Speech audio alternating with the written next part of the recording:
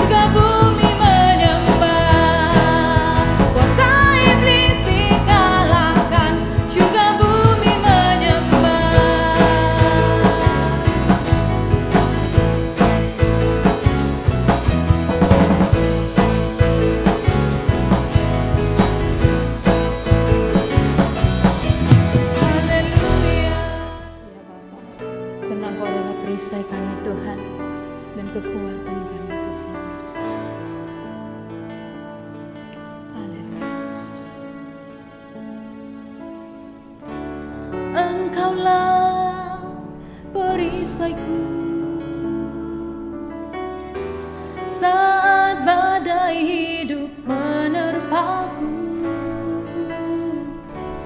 firman-Mu di dalamku, tenangkan jiwaku. Engkaulah perisaiku. Saat badai hidup menerpaku, firman-Mu di dalamku, tenangkan jiwaku. Ku kan berdiri di tengah badai, dalam kekuatan yang Kau berikan.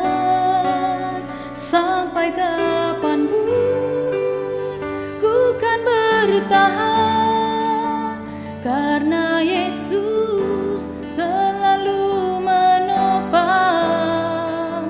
Ku kan bertahan dalam tekanan, dengan dengan kekuatan yang Kau berikan, sampai kapanpun tak tergoyahkan, karena Yesus selalu menopang hidupku.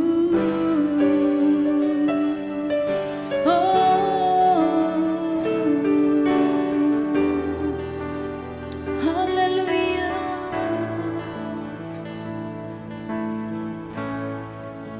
Haleluya Yesus. Engkaulah perisaiku saat badai hidup menerpaku. Firman-Mu di dalamku tenangkan jiwaku.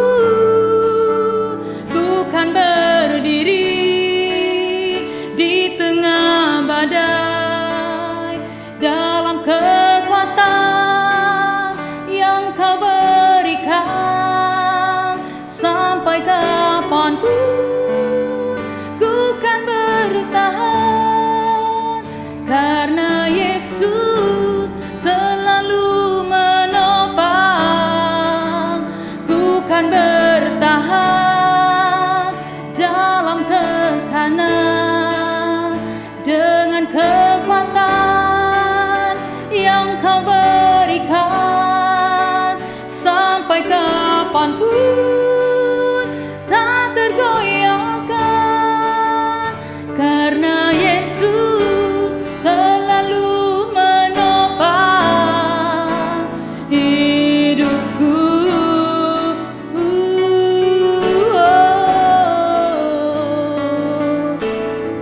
Engkau perisaiku Tuhan.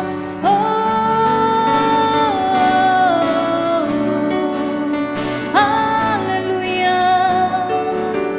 Terima kasih Yesus. Ku kan berdiri di tengah badai dalam kekuatan yang Kau berikan, sampai kapanpun ku kan bertahan, karena Yesus selalu menopang. Ku kan bertahan dalam tekanan dengan kekuatan yang Kau berikan, sampai kapanpun tak tergoyahkan, karena Yesus selalu menopang hidupku.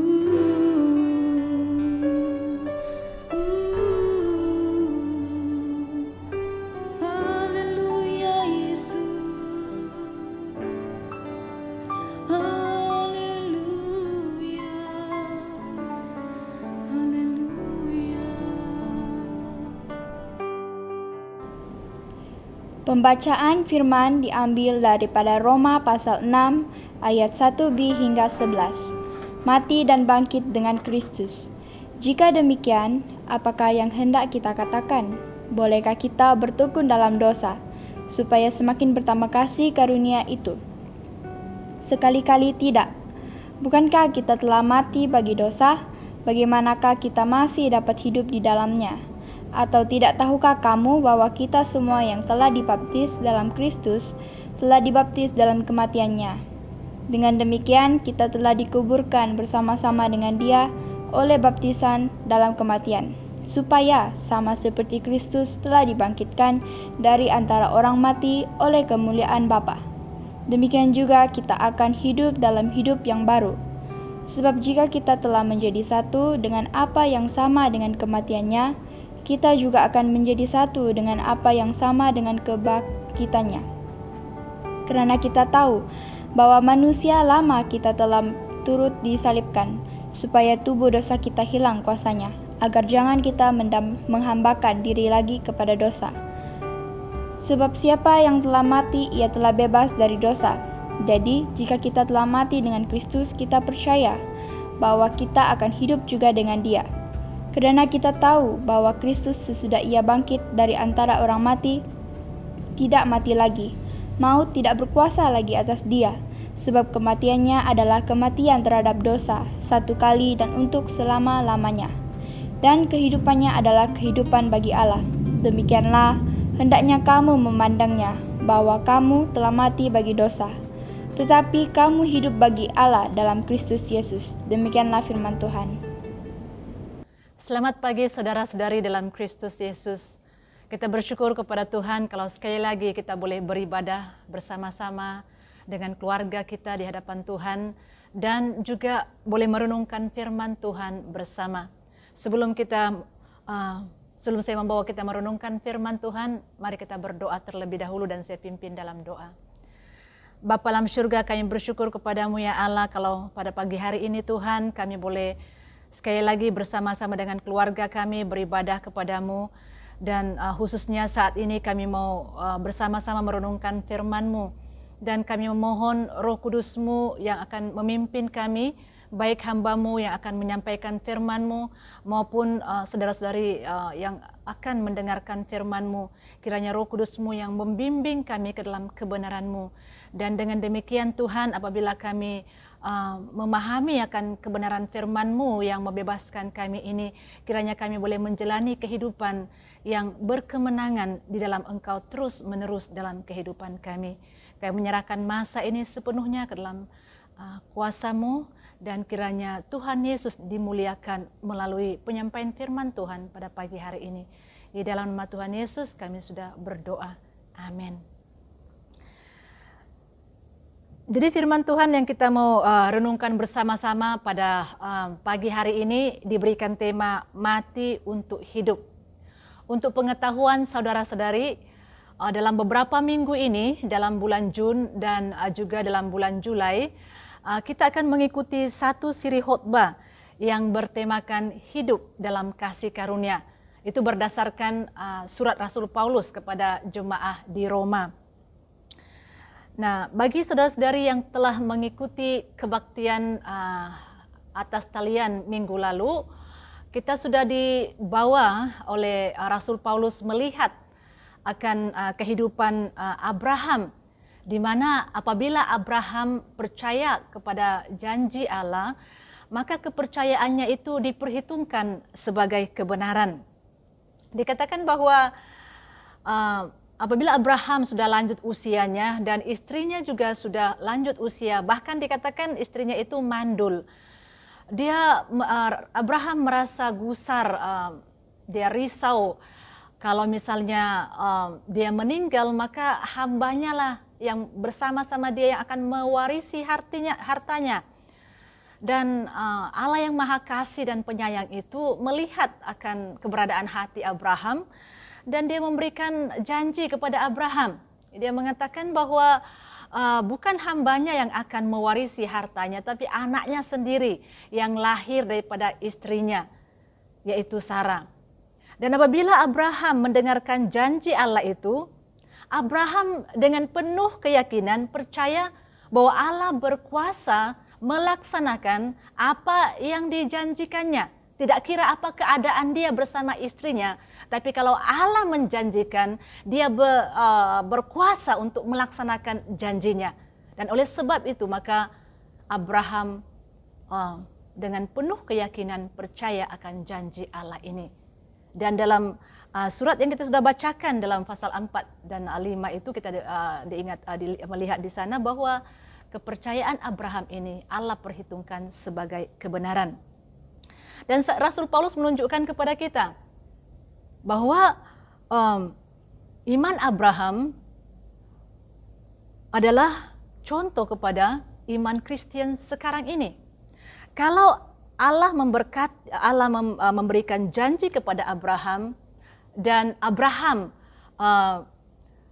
percaya kepada janji itu dan Allah memperhitungkan kepadanya sebagai kebenaran, maka kita juga hari ini ya Allah juga memberikan janji kepada kita Nah, bila kita percaya janji itu, maka Allah memperhitungkan kepada kita juga sebagai kebenaran.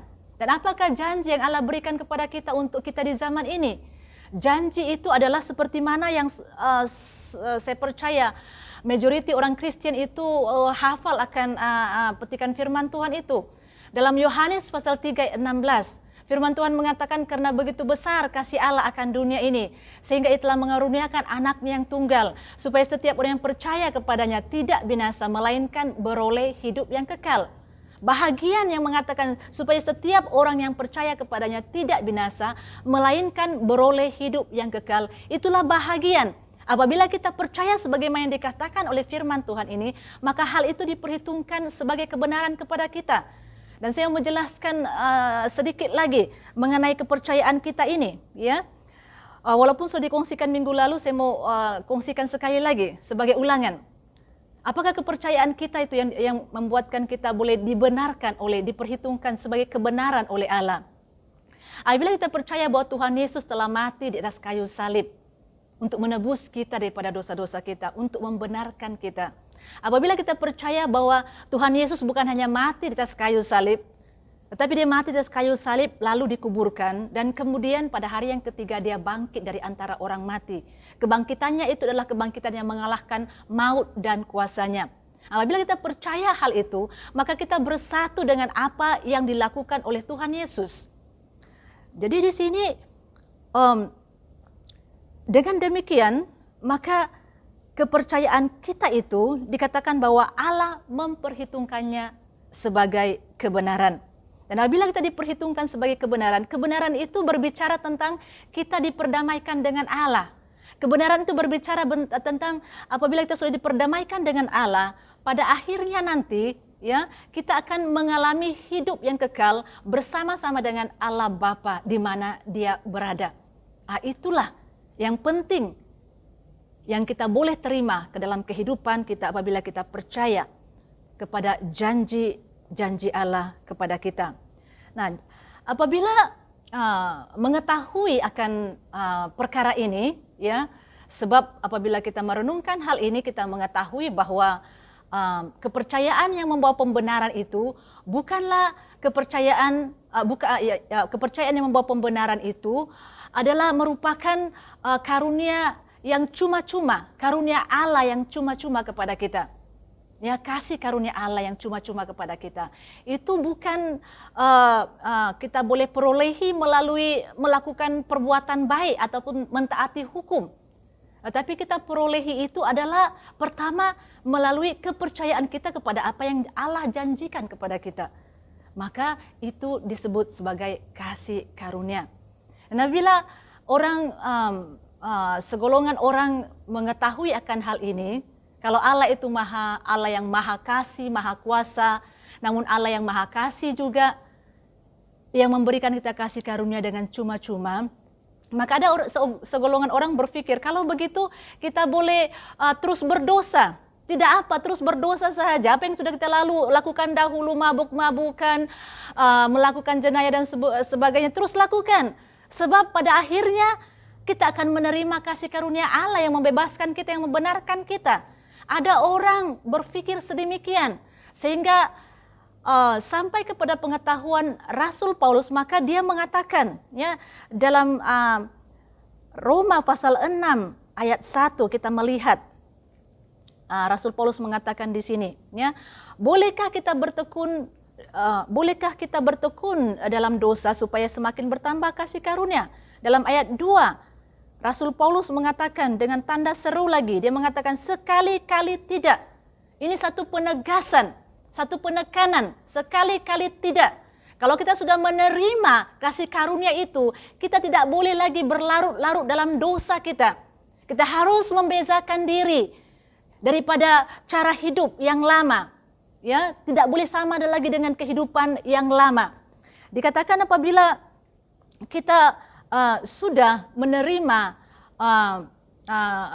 sudah percaya kepada Tuhan Yesus dan kepercayaan kita itu diperhitungkan oleh Allah sebagai kebenaran, maka dikatakan bahwa kita sudah berpindah dari alam dosa.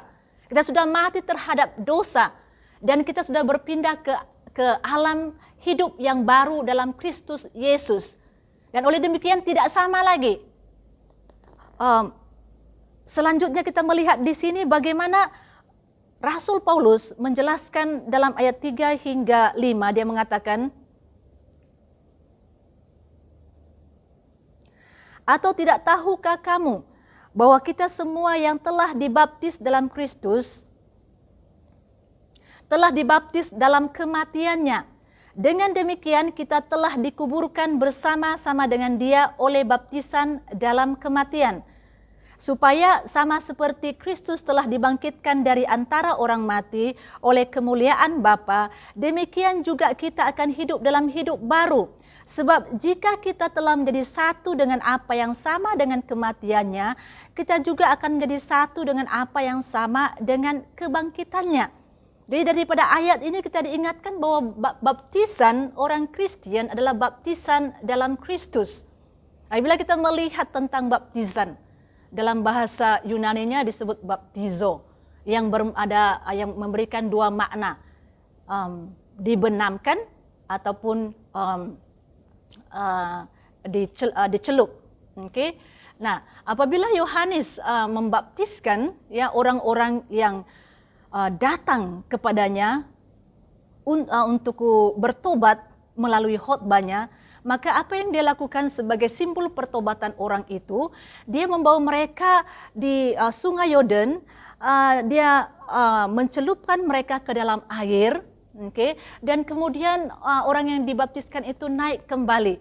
Dan ini boleh dikaitkan sebagai lambang baptisan kita dalam Kristus Yesus. Apabila kita percaya kepada Tuhan Yesus, maka kita mati bersama-sama dengan Tuhan Yesus, tenggelam ke dalam, ya mati. Sebab kehidupan manusia adalah apabila mati yang biasanya adalah tenggelam, adalah dikuburkan. Jadi itu melambangkan bahwa Petrus menggunakan ya baptisan ini melambangkan kepada kita bahwa apabila kita percaya kepada Tuhan Yesus yang telah mati di atas kayu salib, maka kita bersatu dengan kematiannya. Maksudnya adalah kita harus mati terhadap dosa, ya. Dan kemudian kita harus bersatu dengan kebangkitannya, yaitu kita sudah dibangkitkan dari antara orang mati untuk menjalani kehidupan yang baru di dalam Kristus Yesus. Manusia lama kita tidak lagi berkuasa atas hidup kita. Kita sudah mati terhadap dosa dan hidup dalam kebenaran. Dan selanjutnya kita melihat ya daripada firman Tuhan dalam ayat 6 hingga 11 di sini, kita akan melihat bagaimana kita sudah bebas daripada perhambaan dosa apabila kita percaya kepada Tuhan Yesus. Dalam ayat 6 dikatakan, karena kita tahu bahwa manusia lama kita telah turut disalibkan, supaya tubuh dosa kita hilang kuasanya, agar jangan kita menghambakan diri lagi kepada dosa. Dan saya mau menjelaskan kepada kita tentang manusia lama ini. Apakah yang dimaksudkan oleh Rasul Paulus tentang manusia lama ini? Manusia lama yang dimaksudkan oleh Rasul Paulus di sini adalah kehidupan sebelum kita percaya kepada Tuhan Yesus, sebelum kita diperhitungkan, sebelum kepercayaan kita itu diperhitungkan sebagai kebenaran oleh Allah, kita menjalani kehidupan dalam manusia lama kita. Kita melakukan dosa tanpa kita berpikir tentang apa yang Tuhan Yesus lakukan di atas kayu salib bagi kita. Itu adalah kehidupan yang lama. Paulus bercakap dalam hal ini bahwa kehidupan lama itu adalah kehidupan yang terdedah kepada hukuman di dalam pandangan Allah, sebab belum menerima karya penyelamatan Allah. Jadi sebelum kita percaya kepada Tuhan Yesus, kita hidup dalam kehidupan lama yang berdosa, dan kehidupan sedemikian terdedah kepada hukuman yang Allah sudah sediakan kepada orang-orang yang berdosa. Tetapi apabila kita sudah menerima Tuhan Yesus sebagai Tuhan dan Juru Selamat kita, maka kehidupan lama kita itu dipakukan di atas kayu salib bersama-sama dengan Tuhan Yesus. Dan kehidupan lama, oleh karena itu kehidupan lama kita tidak berkuasa lagi ke atas kita. Kita menjalani kehidupan yang baru, ya, kehidupan yang baru, kehidupan yang percaya bahwa oleh kuasa kebangkitan Tuhan Yesus di dalam hidup kita memampukan kita untuk menjalani kehidupan yang baru yang pada akhirnya akan membawa kita kepada kehidupan yang kekal bersama-sama dengan Bapa di surga. Dan itulah yang dimaksudkan oleh Rasul Paulus, manusia lama kita telah turut disalibkan supaya tubuh dosa kita hilang kuasanya. Oke? Dan apabila tubuh dosa kita sudah hilang kuasanya oleh kepercayaan kita dalam kebangkitan Tuhan Yesus, maka kita tidak boleh lagi menghambakan diri kepada dosa. Itu yang seharusnya berlangsung dalam kehidupan orang yang sungguh-sungguh percaya. Tidak lagi hidup berlarut-larut dalam dosa, sebagaimana yang segolongan orang ataupun segelintir orang berpikir. Ya. Dan saya pernah membaca satu petikan daripada tulisan Mr. Warren, yang seorang ahli komentator Alkitab. Dia mengatakan begini, ramai orang Kristen yang hidup di antara Jumat Kudus dan Paskah, percaya kepada salib tetapi tidak masuk ke dalam kuasa dan kemuliaan kebangkitan. Apa maksudnya di sini? Maksudnya adalah ramai orang yang apabila mereka sudah mendengar berita tentang penyelamatan di mana Tuhan Yesus mati di atas kayu salib untuk menebus kita daripada dosa-dosa kita, mereka percaya akan hal itu. Tetapi kepercayaan mereka itu sampai takat itu sahaja. Kehidupan mereka masih dalam kehidupan yang lama, tidak ada perubahan. Yang sebenarnya apabila orang percaya bahwa Tuhan Yesus telah mati di atas kayu salib untuk menebus mereka daripada dosa-dosa mereka, maka mereka juga harus hidup dalam kehidupan yang mati terhadap dosa, hidup berkemenangan dalam kehidupan yang baru dalam Kristus Yesus. Itu yang seharusnya kehidupan orang yang sungguh-sungguh percaya, hidup untuk Kristus. Dan kita melihat dalam ayat 7 hingga 10 dikatakan, sebab siapa yang telah mati, ia telah bebas dari dosa. Jadi jika kita telah mati dengan Kristus, kita percaya bahwa kita akan hidup juga dengan Dia. Karena kita tahu bahwa Kristus sesudah Ia bangkit dari antara orang mati, tidak mati lagi, maut tidak berkuasa lagi atas Dia. Sebab kematiannya adalah kematian terhadap dosa, satu kali dan untuk selama-lamanya. Dan kehidupannya adalah kehidupan bagi Allah. Jadi keterlibatan apabila kita terlibat ya dengan Kristus dalam kematiannya, maka itu bertujuan untuk membawa kita dibangkitkan dalam kehidupan yang baru. Kita tidak boleh hanya tinggal kepada pengetahuan bahwa Kristus telah mati untuk kita. Kristus sudah menebus kita daripada dosa-dosa kita. Kita sudah dibenarkan oleh kematian Tuhan Yesus Kristus di atas kayu salib. Kita tidak boleh hanya tinggal sampai ke setakat itu sahaja. Kita harus menjalani kehidupan yang berkemenangan oleh kuasa kebangkitan Tuhan Yesus. Sebagaimana yang Rasul Paulus jelaskan dalam Galatia pasal 2 ayat 20. Dia mengatakan di sini, namun aku hidup, tetapi bukan lagi aku sendiri yang hidup, melainkan Kristus yang hidup di dalam aku. Dan hidupku yang kuhidupi sekarang di dalam daging adalah hidup oleh iman dalam Anak Allah yang telah mengasihi aku dan menyerahkan dirinya untuk aku. Di sini kita melihat Rasul Paulus ya mengatakan pengalaman hidupnya. Sekalipun dia masih hidup di dunia ini bersama-sama dengan orang-orang yang masih hidup dalam dosa, tapi bagi dia sendiri kehidupannya tidak lagi sama seperti kehidupan yang dulu, kehidupan yang dikuasai oleh daging. Sekarang ini kehidupannya adalah kehidupan yang dikuasai oleh kebangkitan Tuhan Yesus, Kristus yang berkuasa dalam diri dia. Apa yang dia anggap dosa ataupun bertentangan dengan apa yang Yesus ajarkan, dia tidak melakukannya lagi. Dia melakukan apa yang Tuhan Yesus kehendaki dia lakukan. Itulah sepatutnya kehidupan kita.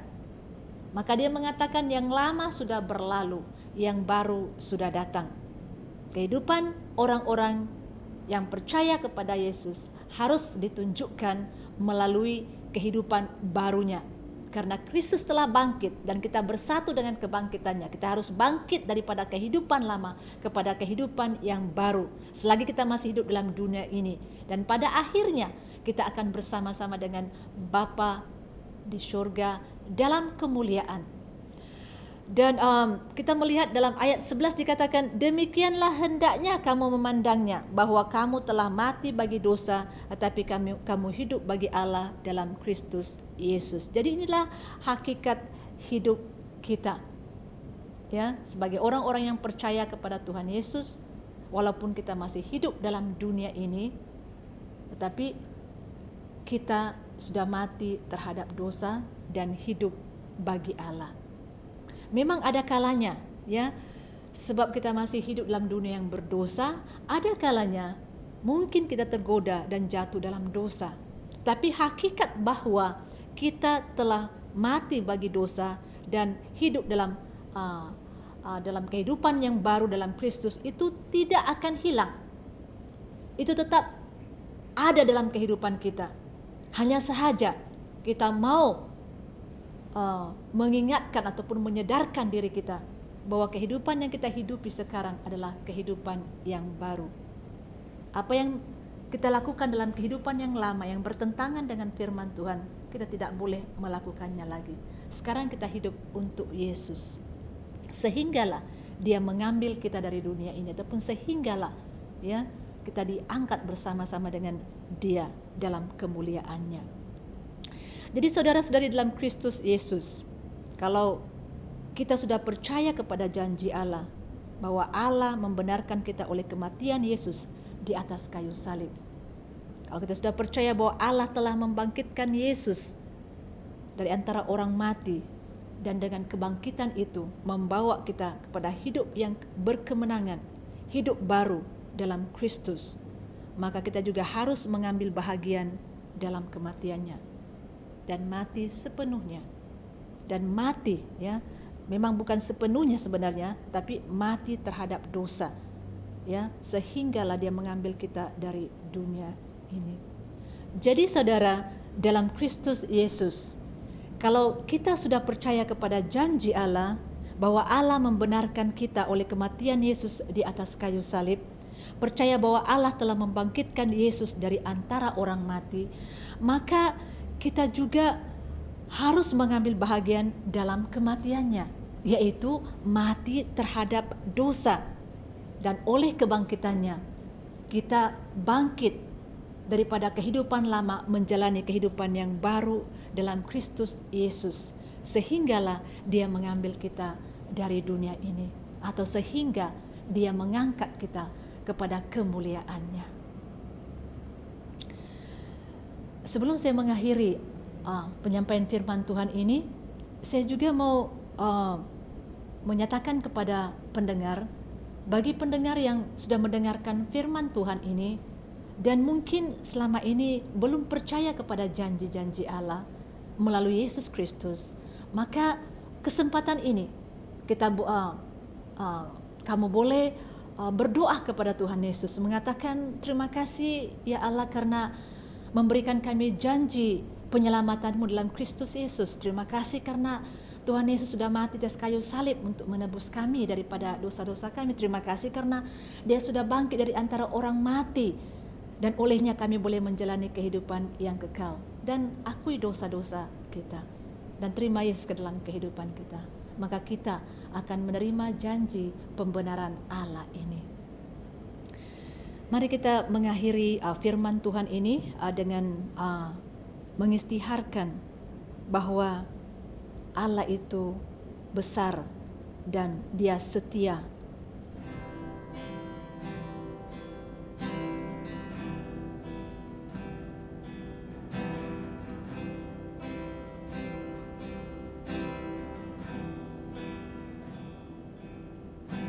Sungguh besar setiamu,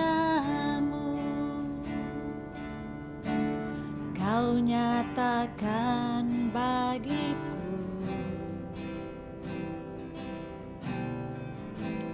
Kau Bapa yang selalu mengerti isi hatiku. Kemuliaan-Mu Kau janjikan, aku tetap percaya, ku percaya janji-Mu ajaib terukir dalam kehidupanku. Ku berserah di dalam kekuatan-Mu, hanya Kau segalanya bagiku. Ku percaya janji-Mu ajaib terukir dalam kehidupanku. Ku berserah di dalam kekuatan-Mu, ku percaya.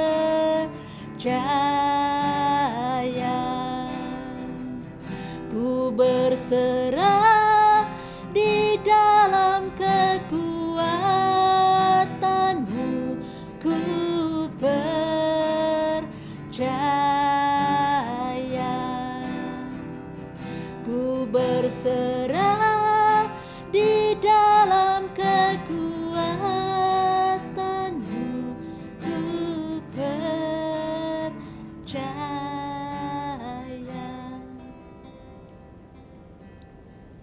Bapa dalam syurga, kami bersyukur kepada-Mu ya Allah, dengan pengetahuan bahwa Engkau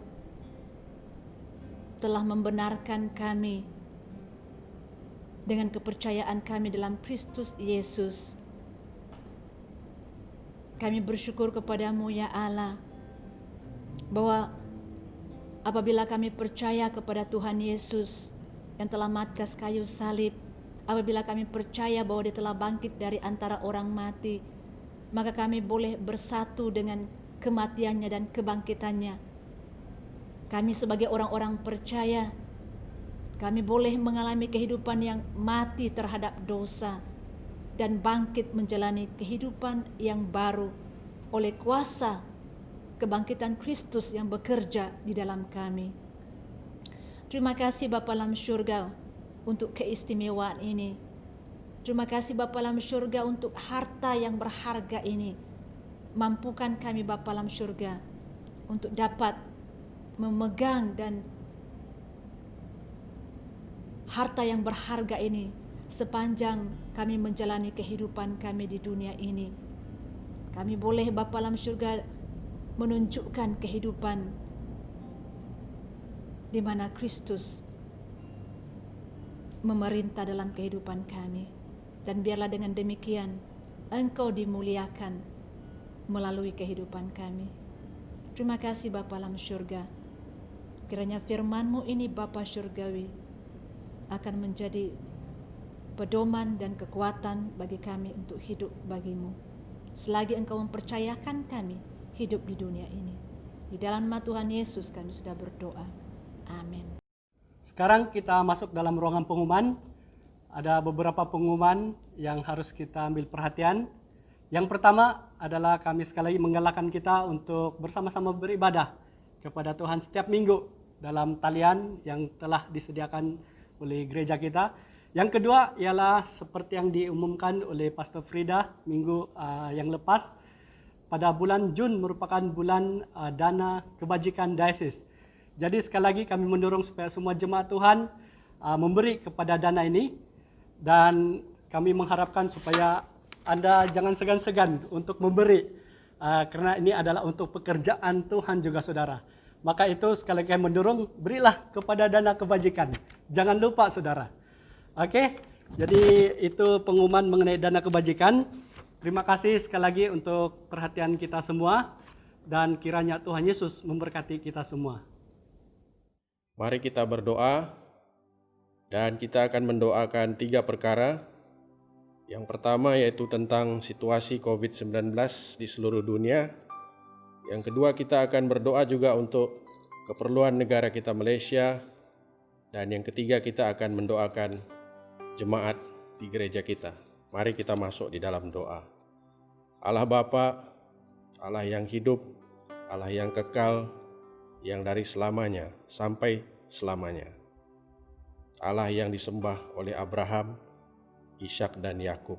Allah yang kami kenal di dalam nama Tuhan dan Juru Selamat kami, Yesus Kristus. Saat ini kami datang dengan segala kerendahan hati, memohon pengampunan daripadamu. Sucikan kami kembali ya Bapa, dari segala dosa dan kesalahan kami, dengan darah Yesus yang kudus itu. Dan kami bersyukur, karena melalui pekerjaan Yesus yang luar biasa di atas kayu salib itu, maka kami dianggap sebagai waris kepada kerajaan-Mu, yaitu anak-anak Allah sendiri, dan kami dapat memanggil-Mu sebagai Bapa. Maka pada saat ini kami mendoakan, ya Bapa di dalam surga, situasi COVID-19 di seluruh dunia, agar pemulihan akan berlaku. Lebih daripada itu kami mendoakan agar kuasa Tuhan akan dinyatakan kepada manusia yang mencari. Kami berdoa mereka akan menemukan Engkau ya Tuhan. Kepada mereka yang bertanya, di mana Tuhan? Kami berdoa mereka akan mendapat jawaban itu. Dan kepada mereka yang ragu-ragu, kami berdoa agar mereka akan diteguhkan melalui kuasa Roh Kudus-Mu. Kepada yang hilang arah kami berdoa, mereka akan Kau pimpin kembali ke jalan kebenaran-Mu ya Tuhan dengan Roh Kudus-Mu. Dan kepada yang menyangkal akan kuasa Tuhan, kami mendoakan agar mereka akan disedarkan kembali tentang kekuasaan dan kemuliaan-Mu. Kami juga ingin mendoakan negara kami Malaysia, ya Tuhan, kami berdoa agar campur tangan-Mu, khususnya dalam keadaan politik, negara dan juga negeri kami Sabah. Kiranya mereka akan sadar, yaitu pemimpin pada saat ini, bahwa mereka diletakkan di mana mereka berada itu adalah karena izin daripada Engkau. Kiranya mereka akan mengakui kepimpinan-Mu dalam kehidupan mereka pribadi. Dan kiranya rakyat negara ini juga akan sadar, akan campur tangan Tuhan dalam situasi negara dan negeri kami. Kami juga mau mendoakan pemulihan ekonomi dan juga pembukaan semula semua sektor melakukan aktiviti seperti sebelumnya sesuai dengan norma baru. Kami berdoa, ya Tuhan, masyarakat akan sentiasa berwaspada dan menjaga kesehatan diri demi mencegah penularan ancaman COVID-19. Peringatkan semua rakyat yang ada melalui kuasa Roh Kudus-Mu Tuhan. Dan kami juga terus berdoa untuk mereka yang terkesan karena kehilangan pekerjaan, agar Tuhan akan menyediakan serta akan mencukupkan keperluan mereka. Kami juga mau mengucap syukur khususnya kepada mereka yang setia bertugas tatkala penularan ini berlaku di negara dan negeri kami, agar Tuhan juga akan sentiasa melindungi mereka dengan darah Yesus yang kudus dan berkuasa itu, dan akan memberikan mereka kekuatan untuk terus menjalankan tugasan seperti yang telah diamanahkan. Ya Tuhan, kami juga mau membawa di dalam doa kami ini jemaat baik di Gereja Kristus Domba Allah, jemaat yang ada di Gereja St. Andrew, Kuala Nansang, dan juga jemaat yang ada di Gereja Roh Kudus Kunak. Kami berdoa, ya Bapa, tangan pemeliharaan-Mu itu akan terus Kau turun dan pimpin setiap anggota jemaat-Mu. Dan kami juga berdoa agar jemaat akan tetap setia bersama dengan Tuhan. Kami juga berdoa agar jemaat akan tekun di dalam doa, di dalam membaca Alkitab, dan di dalam memberi kepada pekerjaan Tuhan. Dan kami juga berdoa dengan pimpinan Roh Kudus-Mu, jemaat akan tekun bertumbuh di dalam Engkau. Inilah doa kami ya Tuhan, dan semuanya ini kami doakan serta ucapkan terima kasih dan syukur hanya melalui nama Tuhan dan Juru Selamat kami, Yesus Kristus, kami berdoa. Amin. ucapan berkat bersama. Kasih karunia Tuhan Yesus kita dan kasih Allah dan persekutuan Roh Kudus menyertai kita sekalian selama-lamanya. Amin.